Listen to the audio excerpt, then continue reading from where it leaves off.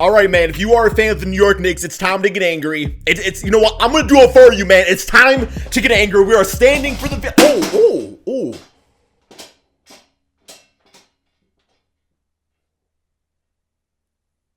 We should have drafted you, Carmelo, years ago, man. In Detroit. We could have got you, bro. And the Knicks would have never traded their entire franchise to get Melo. And then I would have making this video again because of that. And that would have just never happened. Right in the Krispies, man. For the love of God, please leave a like on this video for the Krispies, man. Please. Oh, my goodness. Ooh! All right, man. It's been reported by Mark Stein, who, you know, like Mark Stein, like, he's not Woj, he's not Chris Smoot, but he's Mark Stein. Like, he's a dude. You know, you talk about what he has to say, right?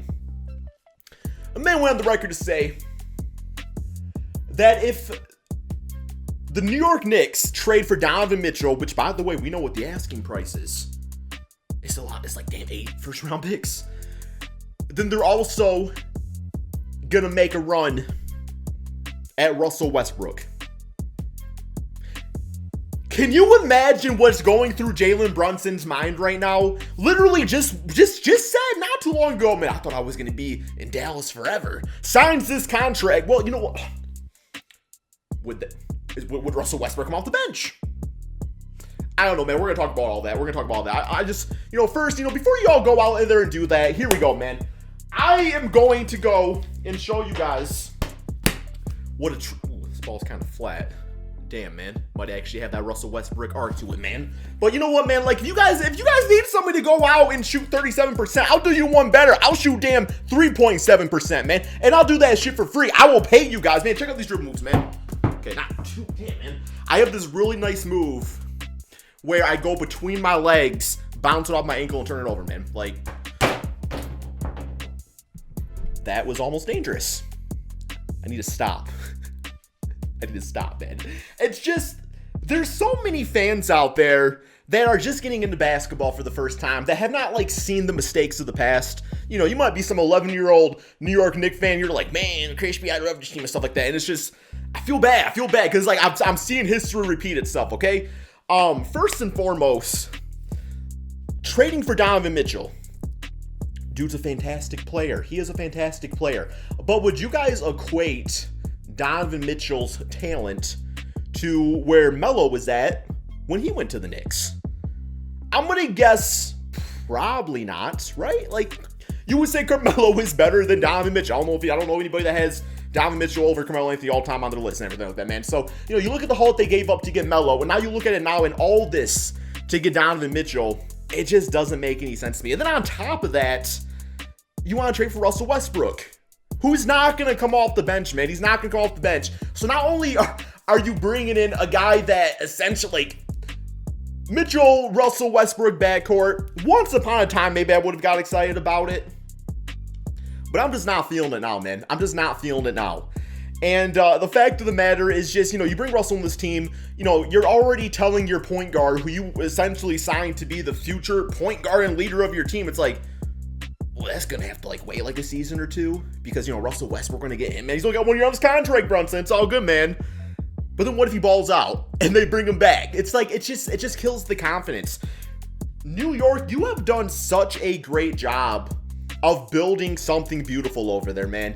You have done such a great job crawling out of the mud and just becoming respectable, man. Like, just a few seasons ago, you know, I think we all remember the Photoshop.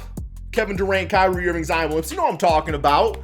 And, you know, when none of that happened, y'all got laughed at.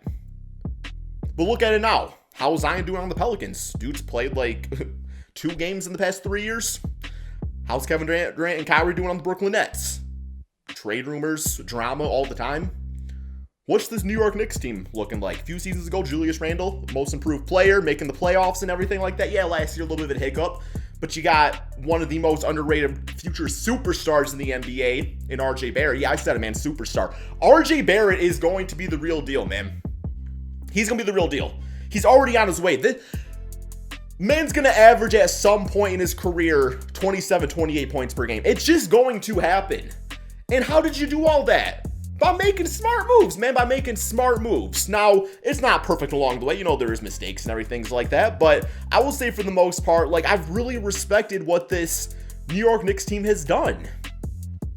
And I look at what's the expectation of them, right, man? It's like so many times we get these big market franchises that they want to take shortcuts. You know, it's like the trajectory that you guys are on is so good right now. Like, just roll with it. Roll with it, man. Instead of, you know, trying to skip steps, like, take it, like, yes, this year, you're not winning the championship. It's not happening in New York. But what you could do, you know, is you work on that duo of Jalen Brunson, RJ Barrett, you know, Julius Randle maybe has a bounce back season. Maybe you guys make the playoffs and stuff like that. And you just have that really good promising feeling. Just like, man, this team's like the Boston Celtics or the Memphis Grizzlies, where every season you just get a little bit better and better and stuff like that. And you do that. Now, I will say, if the asking price on Donovan Mitchell comes down, sure, I think you trade for him.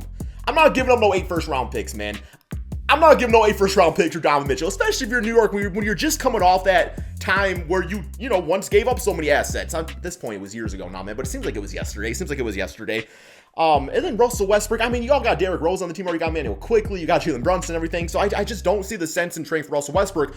Plus, to even trade for him, you're going to have to give up some big pieces for your team, because to do that, you got to match that salary, right? What is it, $47 million? And anytime that you have to match a salary, chances are, unless you have a bitch-ass contract to trade away, like a Davis Bertans or somebody like that, then you're giving up some talent. And, you know, obviously not trading Jalen Brunson. That's not possible. We don't even know what additional assets it's going to take to get Donovan Mitchell, because you think about all the players you got to, like, match and stuff, too, and everything. Like, got to match the contract.